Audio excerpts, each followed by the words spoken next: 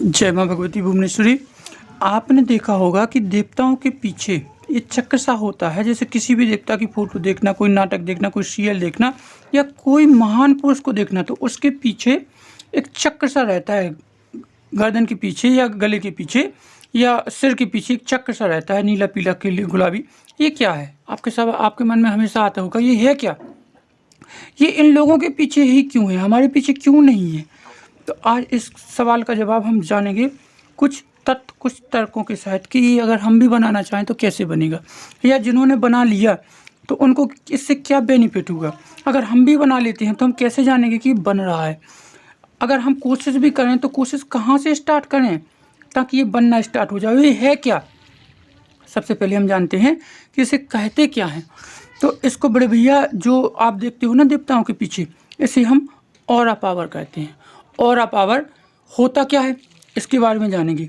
जैसे आपने देखा होगा कि एक कुम्हार मिट्टी को नीचे से, देखा होगा ना चक्का जब चलता है ऐसे ऐसे घूम घूम के, तो मिट्टी को नीचे से उठा के पूरा एक आकार दे देता है, या ऊपर तक उस मिट्टी को लाते लाते लाते लाते एक आकार दे देता है।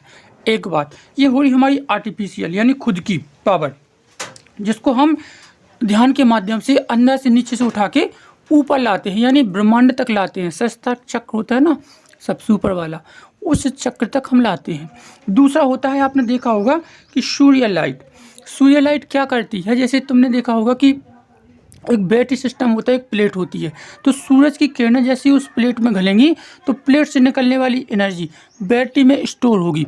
बस यही है, ये ऑरा पावर यही है। इन दो कंडीशनों में बनता है। जैसे कि आपने किसी बाहरी एनर्जी ली, समझिए गौर से, एक तो हुई को कुम्हार वाली मिट्टी यानी खुद की शरीर में जो पावर है उसको एब्जॉर्ब करके एक जगह स्थिर करके ऊपर तक फ्लो करना। एक होता है बाहरी एनर्जी लेना।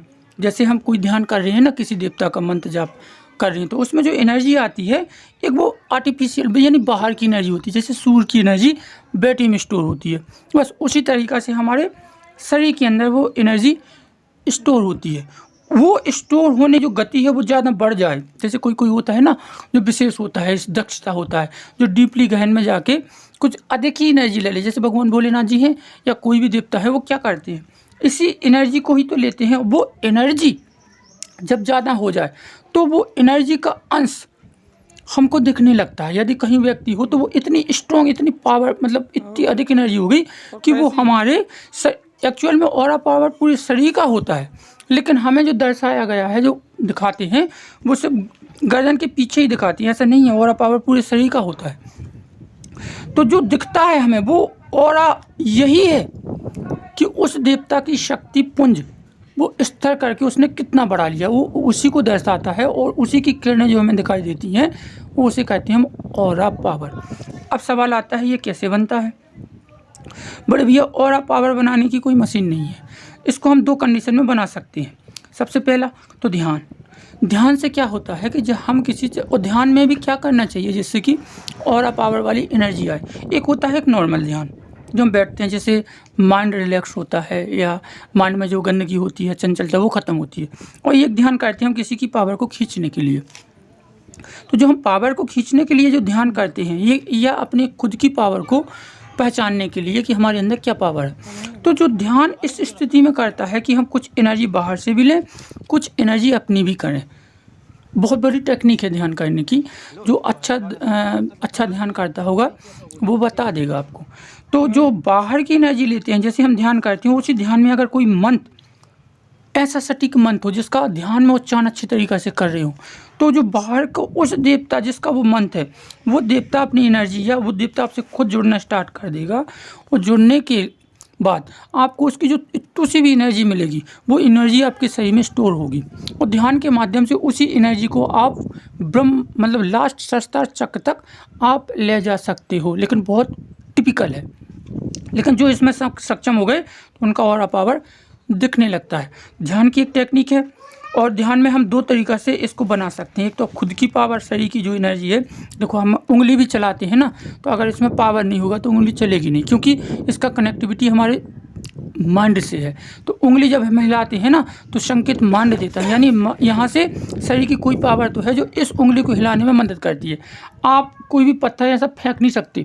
अगर आपके हाथ में बल नहीं है, ताकत नहीं है, एनर्जी नहीं है, तो वो पत्थर फेंकेगा नहीं आपको, क्योंकि पत्थर को फेंकने की फोर्स होती है वो हाथ की लगती है। एक पैरालाइज व्यक्ति अगर डला है कहीं पे, उससे कहो कि तुम जाके पत्थर फेंक दो, नहीं फेंक पाएगा। क्योंकि उसके अंदर एनर्जी नहीं है। आप समझे ना।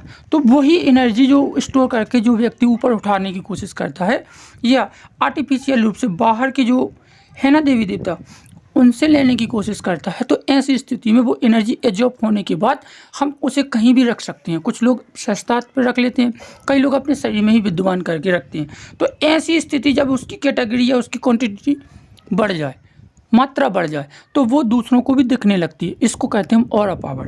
और ऑरा पावर ये इसी 2 कंडीशन में बनता है। अच्छा, अब हम जानते हैं अगर ये बन भी गया तो इससे हमें क्या लाभ होंगे। जैसे बन भी गया तो हमें क्या लाभ होंगे। अच्छा, भगवान को क्या लाभ होता है, या किसी को भी जिसके पीछे वो बना है, तो वो आप जज कर सकते हो कि वो उनका स्थान अभी कहाँ है और आप कहाँ हो। अगर उनको लाभ नहीं होता तो हम उन्हें महापुरुष भगवान नहीं मानते हो। भगवान उन्हीं को माना जाता है जो सर्वसंपन्न हो, जो सब कुछ करने में समर्थ हो, क्योंकि उनके पास इतनी एनर्जी रहती है। तो हम जानते हैं कि हमें क्या इससे बेनिफिट होगा। तो हम देखते हैं कुछ कारण जिससे उससे फायदा। सबसे पहले जो व्यक्ति ऑरा पावर बनाने की कोशिश करता है, तो उसको बिगिनिंग से ही, मतलब कुछ दिनों के बाद आप देखना उसकी आकर्षण शक्ति बढ़ जाएगी। लोग उसको नोटिस करेंगे, वो अपने आप में ही दिखेगा कि हाँ थोड़ा थोड़ा सुंदर सा लग रहा है। सुरक्षा कवच, ये सुरक्षा कवच ऐसा होगा कि कोई भी बाहर की नेगेटिव शक्ति आप पे कभी हावी नहीं होंगी। अगर आप जहाँ से जाओगे, जिस स्थिति में जाओगे, कहीं भी स्थान पे, वहाँ से वो स्थिति वो भाग जाएगी। आपने देखा होगा कि कई संत महात्मा ऐसे हैं कि उन्होंने ऐसी आशीर्वाद भी दे दिया है, ऐसे यूं ही। अगर उस व्यक्ति को कोई नेगेटिविटी लगी भी है, भूत पीत पिशाच टाइप के, तो उस समय पे भाग जाएंगे। हमेशा के लिए भागेंगे ये जरूरी नहीं है, बट उस समय भाग जाएंगे, क्योंकि उनके पास कुछ पावर है, एनर्जी है, जो उस देवता से ज़्यादा है। तो आपका सुरक्षा कवच ऐसा बन जाएगा। दिव्य शक्ति का आना, अगर आप इसमें मतलब होता है ना कि पैसा पैसा को कमाता है, तो जैसे ही आप पैसा बढ़ा लोगे तो पैसे से पैसा बन सकता है और बनता भी है। तो जब आप एनर्जी बनाओगे तो डेफिनेटली आपसे वो शक्तियाँ या अदरवाइज एनर्जी आपसे जुड़ना स्टार्ट कर देगी। जैसे हम देखते हैं ना कि कोई 11 दिन की भी साधना कर ले तो उसकी मनोकामना पूर्ण हो जाती है, क्योंकि उसके पास एनर्जी है, उसे कनेक्टिविटी करने में ज़्यादा समय नहीं लगेगा। ठीक है। तो इसके बाद आता है जो वाक्य सिद्धि प्राप्त हो जाना है, मतलब तुम्हें साथ तुम जो बोल दोगे वो घटने लगेगा, उस व्यक्ति के सामने घट जाएगा। जैसे साधु संत श्राप दे देते हैं ना, तो इसी की पावर से देते हैं कि उन्होंने जो कह दिया वो घटेगा। और इसके बाद जो अगला होगा, सामने वाला व्यक्ति आपके सामने झुक जाएगा, क्योंकि आपके पास एनर्जी है, सामने वाले के पास एनर्जी नहीं है। तो जब भी वो सामने आएगा तो आपके सामने झुक जाएगा, वो आंखें से आंखें नहीं मिला पाएगा। आप देखते हो ना कई इंसानों के सामने तुम्हें डर ही लगता है, यूं ही लगता है, ऐसा नहीं कि वो खा जाएगा, लेकिन डर लगता है, उसके पास कुछ होता है, इस वजह से हम उसे फेस नहीं कर पाते। ठीक है।